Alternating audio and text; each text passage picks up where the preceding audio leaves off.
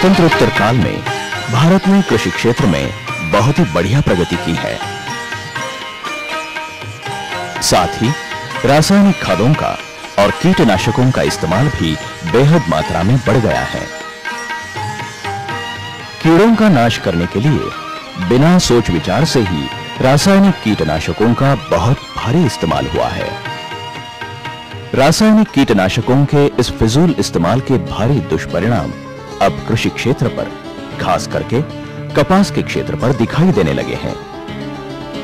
इन सभी रासायनिक कीटनाशकों के उपयोग के बाद एक ही परिणाम सभी जगह नजर आया है।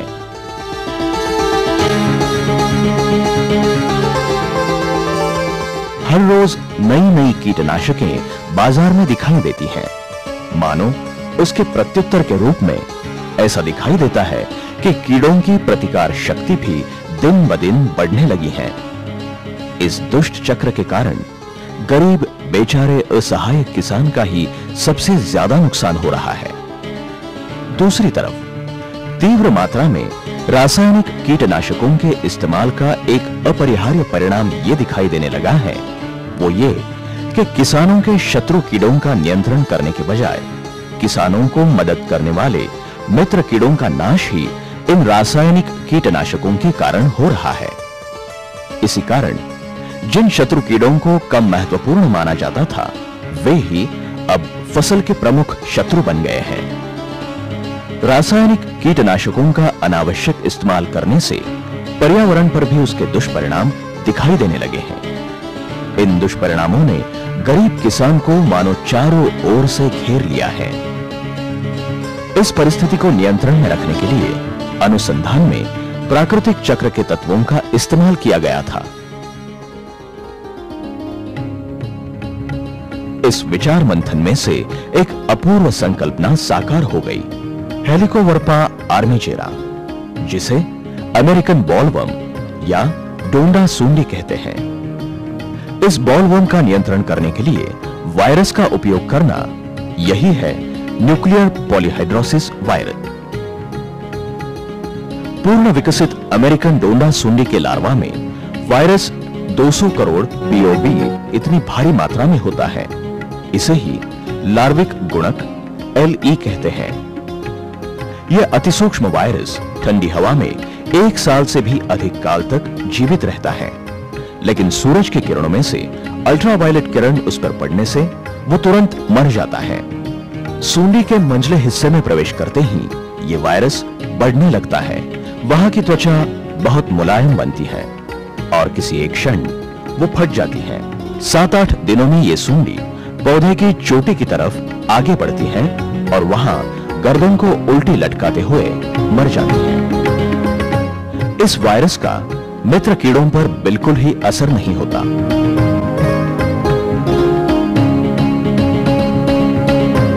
MPV वायरस के इस प्रभावी गुण का डोंडा सूंडी नियंत्रण के लिए बेहतरीन उपयोग किया जाता है।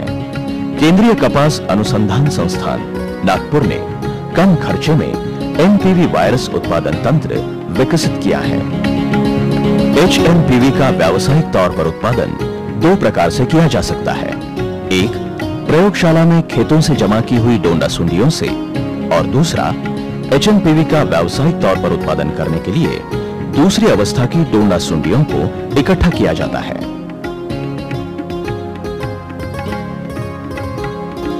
कृत्रिम पद्धति से बनाए हुए खाद्य पर अनेक खाने वाले कंपार्टमेंट के प्लास्टिक ट्रे में से एक खाने में इन सूंडियों को विकसित किया जाता है। सूंडियों के लिए कृत्रिम खाद कुछ इस प्रकार से बनाया जाता है।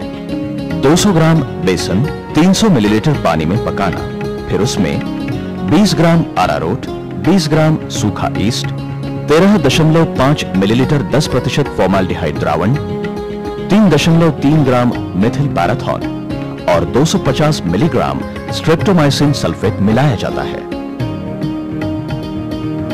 अब इस मिश्रण में मल्टीविटामिन की 2 कैप्सूल्स मिलाई जाती हैं।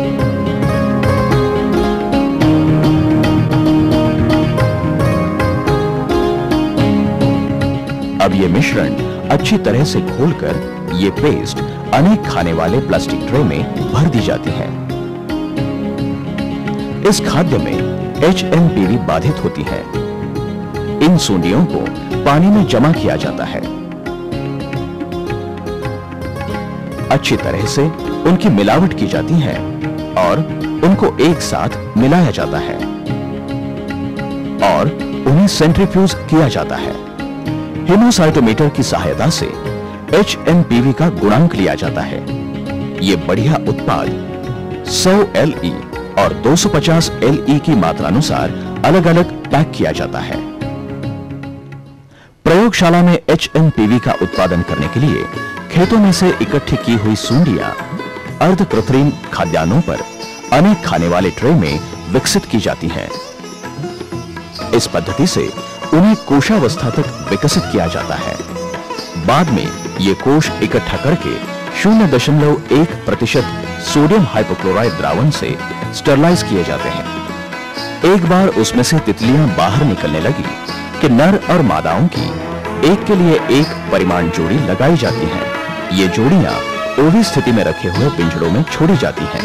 इन पिंजड़ों में मसलिन या मच्छरदानी का कपड़ा चारों ओर से टंगाया जाता है। नर तितली का रंग हल्का हरा सा होता है और उसके पंखुड़ियों पर बूंदके होते हैं। मादा कत्थई रंग की और गहरे बूंदों की होती है। हर एक पिंजरे में 8 जोड़ियां छोड़ी जाती हैं। कपास के फाये 10% शहद के द्रावण में भिगोकर तितलियों को खाद्य के रूप में दिए जाते हैं।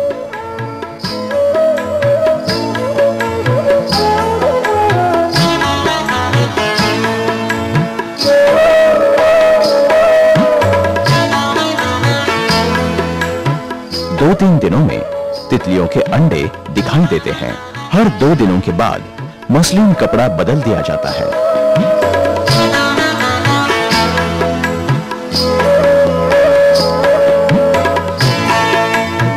मसलिन कपड़े को उस पर के अंडों के साथ हैचिंग के लिए रखा जाता है। हैचिंग पूरा होने के बाद अंडों में से छोटी छोटी सूंडियां बाहर आती हैं। पुनरुत्पादन के लिए उसमें से 20% सूंडियां बिना NPV देते हुए अलग विकसित की जाती हैं। बची हुई सूंडियों को HMPV मिश्रित कृत्रिम खाद्य दिया जाता है। ये खाद्य हर 2 दिनों के बाद बदल दिया जाता है।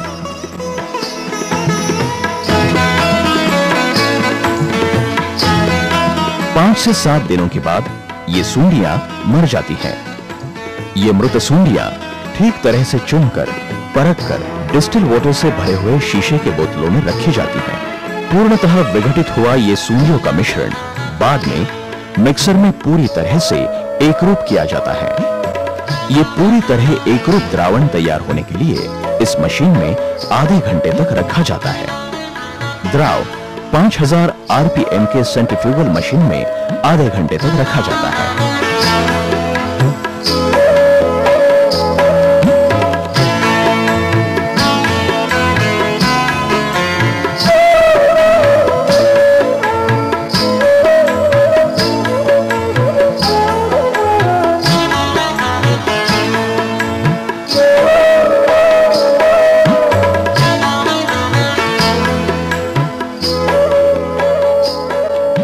इस प्रकार तैयार हुआ द्रावण पहले बताए हुए गुणवत्ता प्रमाणानुसार प्लास्टिक बोतलों में भर दिया जाता है।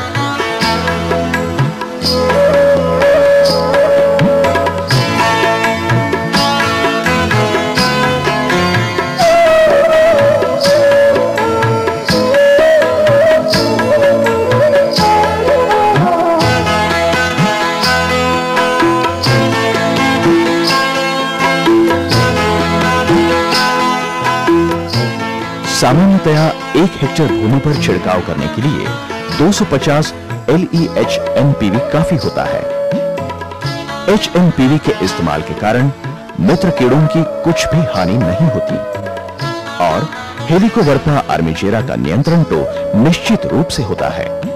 इसीलिए HMPV यह कपास नामक सफेद सोना उपजाने वाले किसानों के लिए मानो एक वरदान ही है।